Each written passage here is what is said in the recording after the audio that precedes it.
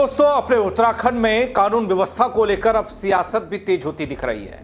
उत्तराखंड प्रदेश कांग्रेस के अध्यक्ष गणेश कोदियाल ने प्रदेश की बीजेपी सरकार पर तीखा हमला बोल दिया। राज्य सुरक्षित नहीं बता रहे हैं, कह रही है कांग्रेस कि सुरक्षित हाथों में नहीं है बलदेव भूमि। उनका यह आरोप प्रदेश की कानून व्यवस्था को पूरी तरीके से ध्वस्त बता चुका है और हर दिन आपराधिक घटनाएं बढ़ रही हैं, ये हम सब देख रहे हैं। अब कहा जाने लगा है कि जनता की सुरक्षा पर ध्यान देने की बजाय हिंदू मुस्लिम की राजनीति में उलझी हुई है सरकार और बीजेपी पर। ऐसे में बड़ा सवाल ये, क्या वाकई उत्तराखंड में कानून का राज कमजोर पड़ रहा है या पड़ चुका है? वीडियो को अंत तक जरूर देखिएगा दोस्तों, ताकि आप बता पाए कि अपनी देवभूमि में यह कैसे भूचाल सा आ गया है। नमस्कार, पहला मैं पंकज रौतेला, आप देख रहे हैं अपना उत्तराखंड न्यूज। दोस्तों, प्रदेश के मैदानी इलाकों में हालात ऐसे बिगड़े कि लोगों के सिर पर ऐसा लग रहा है कि हमेशा कोई ना कोई खतरा है। लेकिन उससे इतर देहरादून और हल्द्वानी में या तराई वाले इलाकों में अपराध का ग्राफ हमेशा से चिंता का विषय रहा है। चुनौती अपराधी यहां देते रहे हैं। अब लोग कहां रहेंगे? बल पहाड़ी क्षेत्रों में, गांव में जंगली शिकारी घात लगाए बैठा है और मैदानी इलाकों में अपराधी। सवाल तो कई हैं, लेकिन उससे पहले मैं आपको अपनी सियासत की एक तस्वीर दिखाना चाहता हूं। उस तस्वीर को जरा देखिए और महसूस कीजिएगा कि वाकई में कुछ बदलेगा, कुछ दबाव पड़ेगा, लोग अपने आप को सुरक्षित महसूस कर पाएंगे। कब कर पाएंगे? ये हालात जो बिगड़ते हुए दिख रहे हैं, कब सुधर पाएंगे?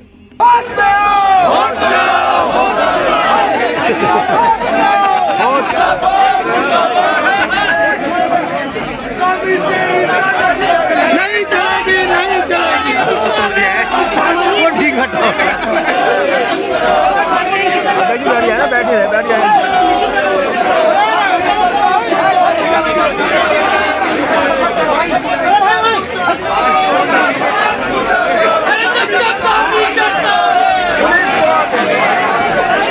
दोस्तों, ये हंगामा यूं ही नहीं है, जरा इस पर भी गौर कीजिए।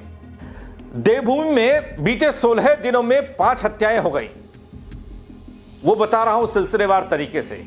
29 जनवरी विकासनगर मनीषा हत्याकांड, 31 जनवरी ऋषिकेश में शिवाजी नगर हत्याकांड, 2 फरवरी देहरादून गुंजन हत्याकांड, 11 फरवरी देहरादून तिब्बती मार्केट में हत्याकांड, 13 फरवरी देहरादून सिल्वर सिटी मॉल में हत्या हो गई। दोस्तों, उत्तराखंड में लगातार बढ़ रहे अपराध पर राज्य की बिगड़ती कानून व्यवस्था बड़ी चुनौती है। जिम्मेदार किसे ठहराया जाए? कांग्रेस तो सरकार को कटघरे में खड़ा कर रही है, बीजेपी वालों से सवाल कर रही है और यह पूछ रही है कि व्यस्ततम इलाकों में भी अब अपराधी अपने आप को बड़े महसूस कर रहे हैं। सिल्वर सिटी देहरादून का मॉल बड़े मॉलों में जाना जाता है, यहां गोलीकांड हो गया। इस पर कांग्रेस वालों की प्रतिक्रिया आई तो तीखी आई। कह दिया गया कि बीते 16 दिनों में यही खबरें हमारे सामने आ रही हैं। सुबह सुबह का वक्त होता है, लोगों की आंख खुलती है, अमुक जगह पर किसी की हत्या कर दी गई, फलाने की हत्या कर दी गई, अपराधी फरार हो गए। सिल्वर सिटी में हत्याकांड को अंजाम देने वाले ऐसे फरार हुए कि पुलिस अंगले बंगले झांक रही है, कोई सुराग नहीं। बस कुछ लोग खबरें छाप रहे हैं कि हरिद्वार में छिपे हैं। क्या आपको लगता है हरिद्वार में छिपे होते तो इतनी जल्दी? नहीं, ऐसा नहीं है। बहुत बार, बहुत केसेस में ऐसा देखने को मिला, अपराधी यहां अपराध को अंजाम देकर बेखौफ होकर निकल लिए और पुलिस देखती रह गई। अब आपने देखा होगा कल की घटना, जब एक के बाद एक होती हत्याएं मुंह चिढ़ा रही थी, सवाल हो रहा था, तो बड़ा पुलिसिया फेरबदल हो गया, पुलिस अधिकारियों के फेरबदल हो गए और गाज गिर गई देहरादून के एसएसपी पर भी।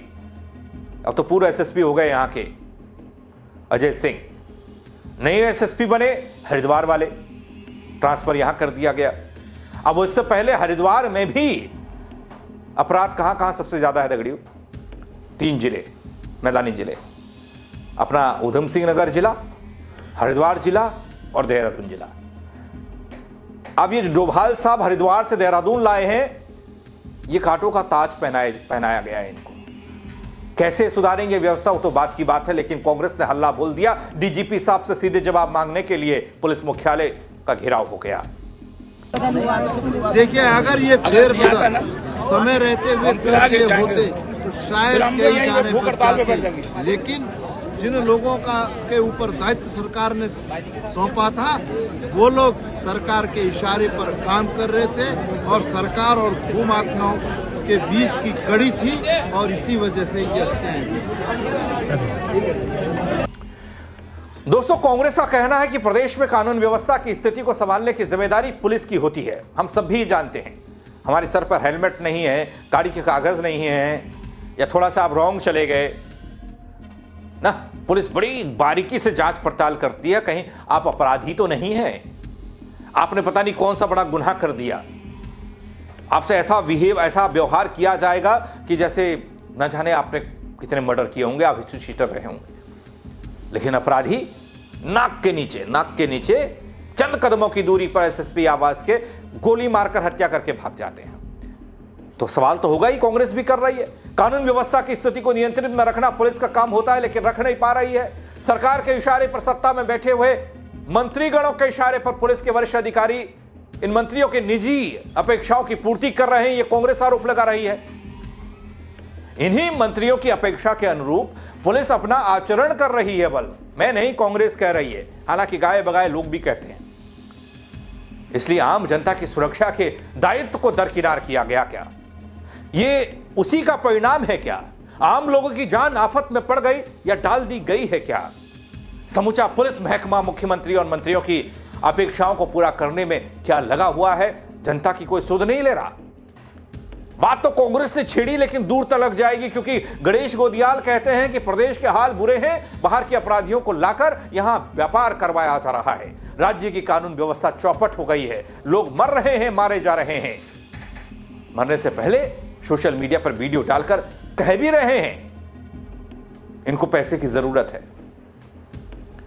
फिर कांग्रेस है बाल की खाल उधेड़ने में लगी है, और उधेड़े भी क्यों ना, कहीं का कनेक्शन कहीं से जोड़ा जा रहा है। देहरादून से लेकर हल्द्वानी, उधम सिंह नगर, नैनीताल तक कवर किया जा रहा है। एक एक करके घटनाएं अंगुलियों में गिनाई जा रही हैं। क्यों ऐसी घटनाएं हो गई? गणेश गोदियाल कहते हैं दोस्तों, अंकिता हत्याकांड की जांच अभी भटक रही है, लटक रही है। इसके बावजूद वो कहते हैं कि बेशर्मी की हदें पार हो रही हैं उत्तराखंड में। बीजेपी को लेकर उन्होंने कह दिया कि बेशर्म बन गई बीजेपी। वैसे दोस्तों, बीजेपी की सरकार है।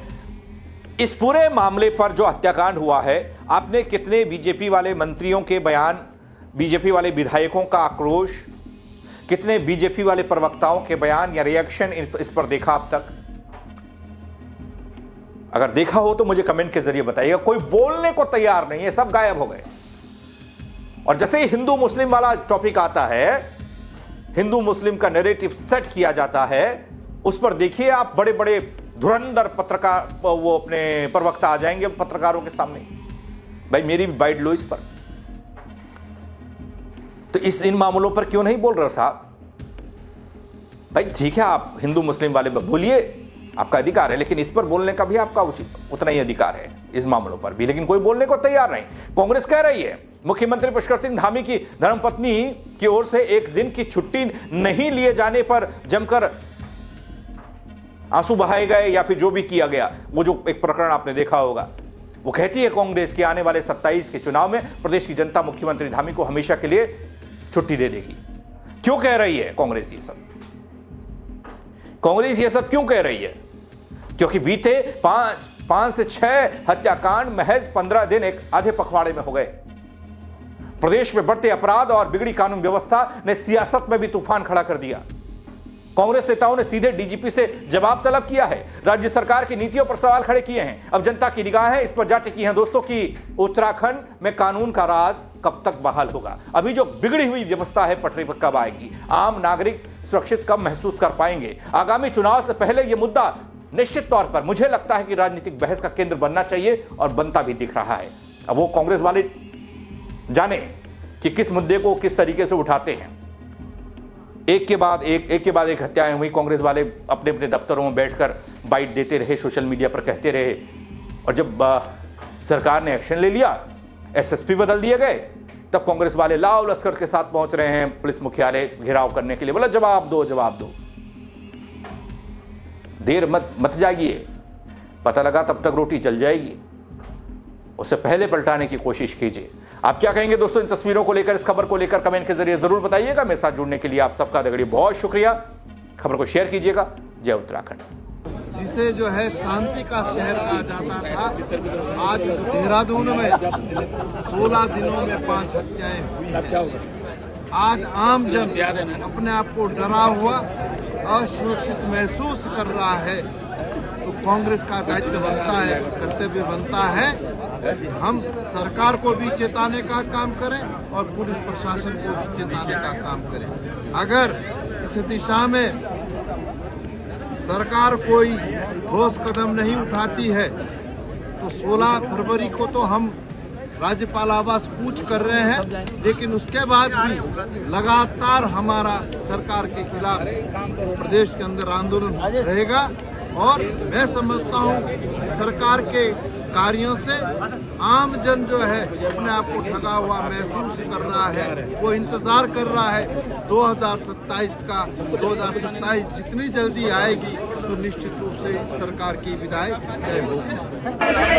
तानाशाही नहीं चलेगी, नहीं चलेगी, नहीं चलेगी। हामी तेरी तानाशाही नहीं चलेगी, नहीं चलेगी। होश जाओ, होश जाओ।